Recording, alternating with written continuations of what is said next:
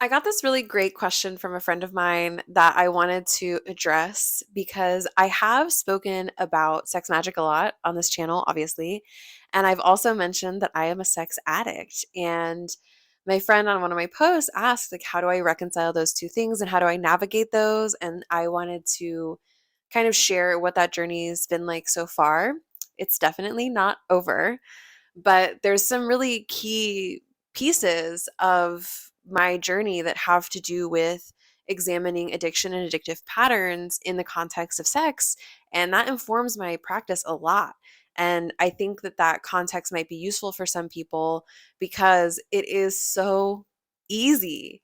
Because sex addiction is really normalized, porn addiction is really normalized. And because sex in our society is put in the shadows, it's that addictive pattern is like it's common, it's easy, and I think a lot of people may have more struggles around sex addiction than they realize because of that normalization and because of our inability as a culture to talk about it. So, I'm just going to be really frank. I don't necessarily have an outline and I definitely don't have any advice. I just wanted to share what it was like for me. So, 2 years ago, I was diagnosed with HSV2, genital herpes. Thank you very much. And in that diagnosis, it required a new step in having sex with people, particularly like new people or people that I had just met, disclosing that I had HSV2 so that they could consent to sleeping with me if they wanted to, because HSV2 is contagious no matter what, even if you're on antivirals, even if you're using protection. It was really important to me to remain in my integrity and not sleep with anyone without telling them, which is common and recommended to disclose if you have herpes before you fuck someone. So that was really when I was starting to notice that I had patterns around sex addiction because in order to engage with the act with someone else, I had to be really present and in the moment in order to like have this consent conversation with them. And that's when I realized I had never ever, ever, ever done that in my life. I had never, even as a consent educator and a polyamory educator, there was this other part of me that even though I could preach like STI conversations, I could preach safe sex conversations all day long.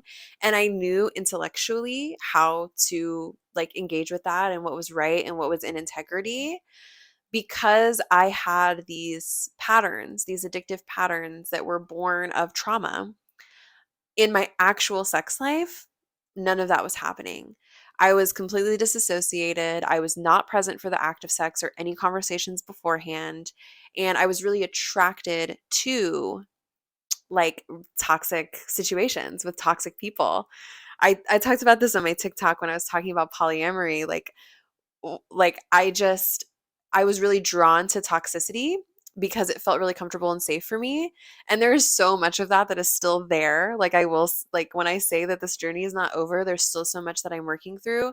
But the first piece of being able to unpack and be liberated, like be sexually liberated, was just to first decide that I wanted to be really present for the act of engaging like with lovemaking with another person, which was something that I when I was at this rock bottom moment, when I realized that I had like no autonomy around like having the sexual connection with another person, that I was doing it because it gave me this high, it gave me this validation, it gave me an exit from reality, really.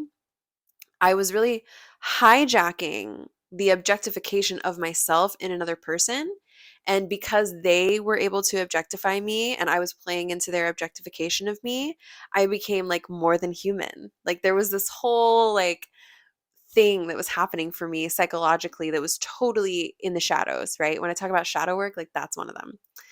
So in realizing that at my rock bottom, I wanted to have autonomy. And what that required of me was a 8-month stint of celibacy. Because in my masturbation practice with myself, not engaging with any romance or sex with another person, I was able to find this connection that comes from there's like this little string that goes from our genitals to our throat. and this like root to throat connection can be activated in a masturbation practice. So that's what I started doing spell work around. And I'm a singer, I'm a speaker. It was like all very cosmic and yummy. And so I was able to kind of have my voice around that. But what it required of me was like acknowledging my own fear around deeply connecting and being present. And I cannot say that that's gone. Even at this point, it's been 2.5 years that I've been doing this work, and I still have a lot of sensitivity around it. But what I'm really grateful for in that is that because of that little quest that I went on, I can now have a more like trauma informed relationship with sexuality with others. And in my own practice, I'm able to have a lot of self-forgiveness for the version of myself that like really desired that escape from reality and really had this sort of like foggy relationship with what sex is and what sex can do. And then the other piece of that is kind of uncovering I should talk about this more, that I'm gray sexual. I'm on the asexuality spectrum, and I actually go through periods where I have like this like repulsive reaction to sex, which is common for asexuals occasionally. And for me, gray sexual, that's like between no sex and some sex. And so I never would have known, because I had an addictive pattern around sex and sexuality. I thought I had a high sex drive.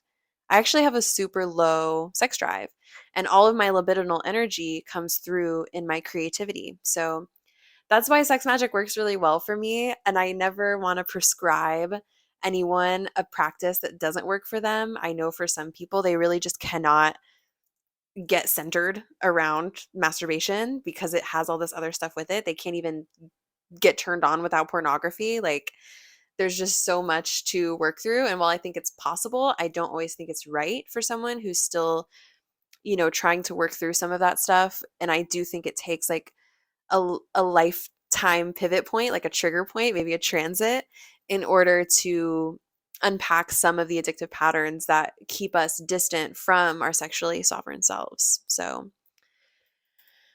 and I know porn addiction is a rough one, because in my teachings around sex magic, if you read any of the deliverables, like you can do my downloads, you can read my writings about all of this. I recommend like fasting from pornography and practicing celibacy and turning away from romance to have a romantic relationship with yourself. And some of those things really just are not possible because we use this like really potent energy that happens in sex and masturbation and in the chemical, reactions that take place in our brain and our body from those as coping mechanisms and as band-aids. And we play out stories with our partners that are, trying to heal a trauma that we are not ready to face in ourselves. So I was speaking earlier about like the shadow work that comes with sex magic. And I think for me, I have this like 12th house stellium. I have like this 8th house stuff going on. So my addiction is in my astrology. Like, it is very apparent to me that what I was going through was sex addiction.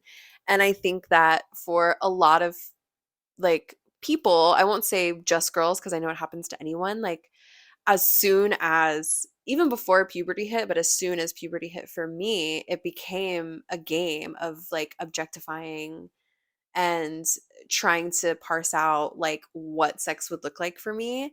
And there was just so much projected onto me that became so internalized, because I could not be a being without being sexual. I could not be a friend without the promise of sex. I could not be a performer without my appearance being commented on. And so unlearning some of that through sexual practice, with my own magic, has helped create a barrier between my sovereign soul and my sexual identity and what other people project on me because of their trauma, right?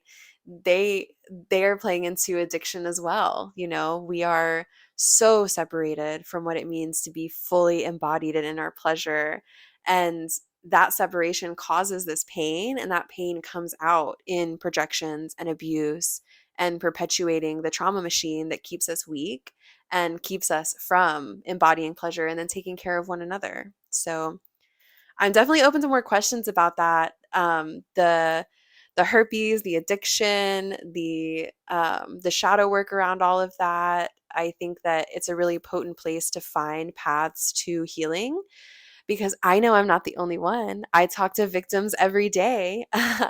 And I think that really the only way to unpack all of that and deepen our own magic is to, I mean, first confront and acknowledge it.